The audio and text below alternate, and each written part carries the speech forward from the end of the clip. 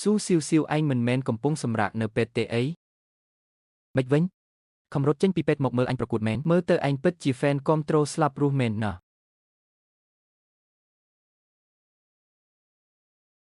លេងគាត់ទៅការភ្នាល់គឺការភ្នាល់ហ៊ានលេងត្រូវហ៊ានសង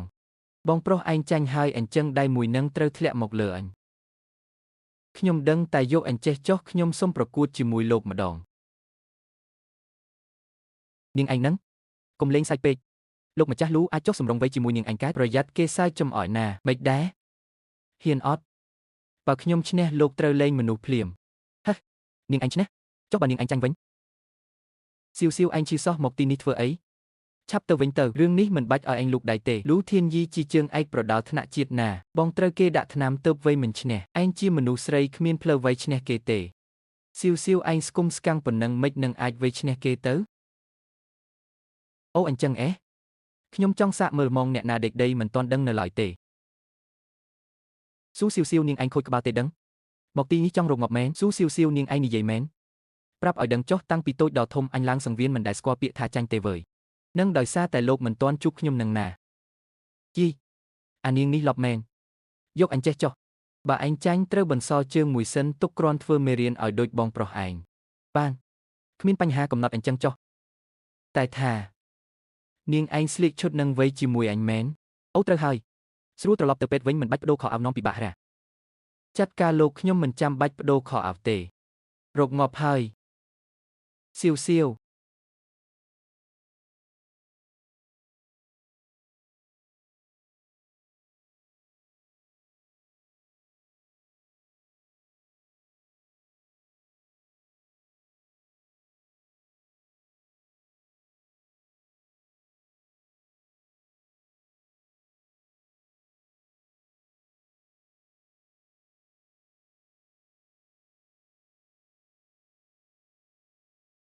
ស្អីគេ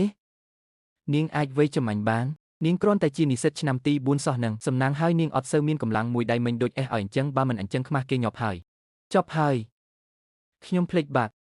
ខ្ញុំកំពុងនៅក្នុងរាងកាយក្មេងស្រីម្នាក់នេះរាងកាយនាងខ្សោយណាស់ហើយនាងមិនដែលហាត់ក្បាច់គុណសោះគ្មានកម្លាំងបន្តិចតតែសោះបើវ័យជាមួយមនុស្សធម្មតាប្រហែលជាអាចតែភីគីម្ខាងទៀតជាអ្នកប្រដាល់អាជីពចប់ហើយលើកនេះរឿងធំហើយអាយ៉ាក្មេងស្រីនេះខ្លាំងគ្រាន់តើវ័យចំលោកម្ចាស់លូទៀតខ្លាំងអីគេមួយដៃមិញដូចឲ្យគេសោះលោកម្ចាស់លូគ្រាន់តែប្រឡែងលេងជាមួយនាងទេ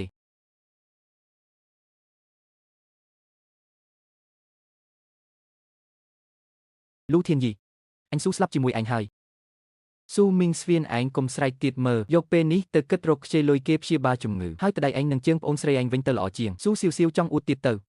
ចាំមើលលោកម្ចាស់លូចាត់ការនាងឯងមិនបានទេទោះយ៉ាងណាលូធានយីក៏ជាអ្នកប្រដាល់អាជីពដែរបើវាយរបៀបនេះច្បាស់ជាត្រូវគេវ័យស្លាប់មិនខានស៊ីវនាងឯងមិនអួតខ្លាំងទេអីចូលមកទៀតមក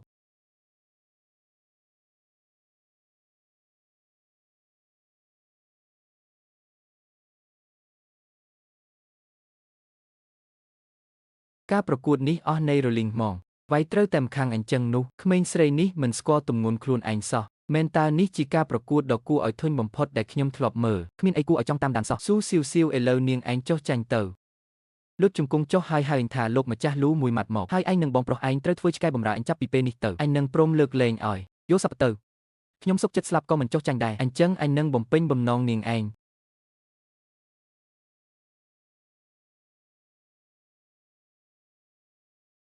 យល់ហ៊ានយ៉ាងណាឯងក៏ជាមនុស្សស្រីដែរពេលចេញទៅបំពេញបេសកកម្មជៀសមិនផុតទេដែលត្រូវជួបគូប្រកួតរៀងខ្ពស់ធំនិងមានកម្លាំងខ្លាំងជាងយើងអញ្ចឹងថ្ងៃនេះគ្រូនឹងបង្រៀនឯងក្បាច់មួយប្រើកម្លាំង4តម្លឹងទុកកម្លាំង1000ជាង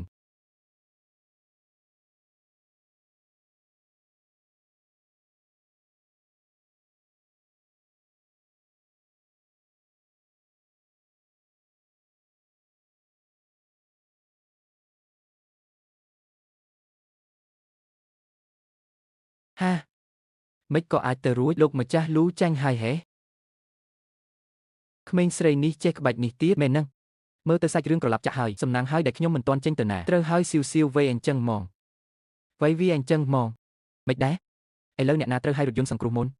ហាណែឯងចុះចាញ់ទៅលុតជង្គង់សំពះហៅខ្ញុំថាលោកយាយមួយម៉ាត់មកហើយធ្វើឆ្កែបម្រើឲ្យខ្ញុំនិងបងប្រុសខ្ញុំមកខ្ញុំនឹងលើកលែងឲ្យឯងក្មេងស្មោកគ្រោក ស្អីគេលោកម្ចាស់លូត្រូវក្មេងស្រីនេះវាយដួលហើយវាយដួលស្អីទៀតនេះគឺចាញ់ហើយមើលចុះគាត់ក្រោកលេងរួចហើយលូធានយាអរគុណសម្រាប់ថ្លៃពេទ្យណាស៊ូស៊ីវស៊ីវអញច្បាស់ជាសងសឹកឲ្យបាននៅឈោភាំងធ្វើអីទៀតឆាប់ឲ្យរថយន្តសង្គ្រោះទៅវើយ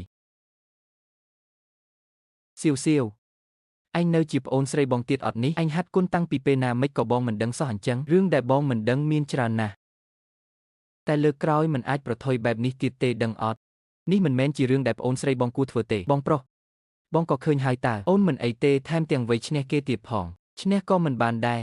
លើកនេះចាត់ទុកថាសំណាងទេទោះបីជាឯងមានសង្ឃឹមឈ្នះ100ក៏ដោយបងក៏មិនចង់ឲ្យឯងធ្វើបែបនេះដែរក្មេងស្រីម្នាក់នេះពិតជាមានសំណាងណាស់ម៉ាក់ស្រឡាញ់នាងខ្លាំងបងប្រុសក៏ថ្នាក់ថ្នមនាងខ្លាំង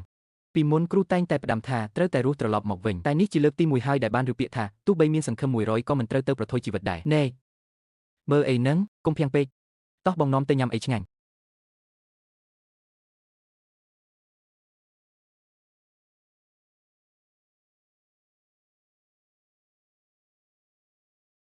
មិនដឹងថាឡុងគក់សៀងពេលនេះយ៉ាងម៉េចហើយបើបេសកកម្មការពារនេះបរាជ័យតើខ្ញុំត្រូវទៅដោះស្រាយជាមួយគ្រូយ៉ាងម៉េចទៅពេលនេះខ្ញុំបានចាប់ជាថ្មីនៅក្នុងរាងកាយក្មេងស្រីម្នាក់នេះរឿងជាច្រើនខ្ញុំនៅមិនទាន់យល់ច្បាស់នៅឡើយអញ្ចឹងគួរតែស្វែងយល់ពីប្រវត្តិរបស់ស៊ូស៊ីវស៊ីវសិនទើបបាន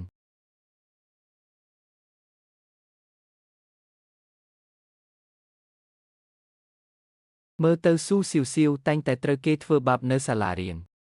ពេលខ្ញុំចូលមកសន្ធិដ្ឋក្នុងខ្លួននាងនឹងចៃដន្យអីក្មេងស្រី3នាក់នោះគឺជាអ្នកដែលតែងតែធ្វើបាបនាងនឹងឯង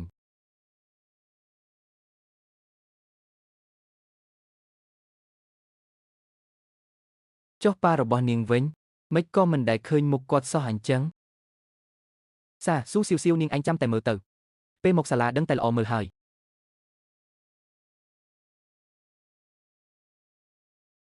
ព័ត៌មានឡុងគក់សៀងមហាសេដ្ឋីលំដាប់ប្រទេសត្រូវឃាតក៏លួចធ្វើឃាតនៅបរទេសមើលទៅខ្ញុំពិតជាស្លាប់មែនហើយប៉ុន្តែឡុងគក់សៀងបាត់ដំណឹងឈឹងមានន័យថាបេសកកម្មមិនទាន់បានសម្រេចទេគ្រាន់តែពេលនេះខ្ញុំគ្មានផ្លូវត្រឡប់ទៅប្រទេសវិញដើម្បីតាក់ទងជាមួយគ្រូបានគ្រាន់តែពេលនេះខ្ញុំអត់មានវិធី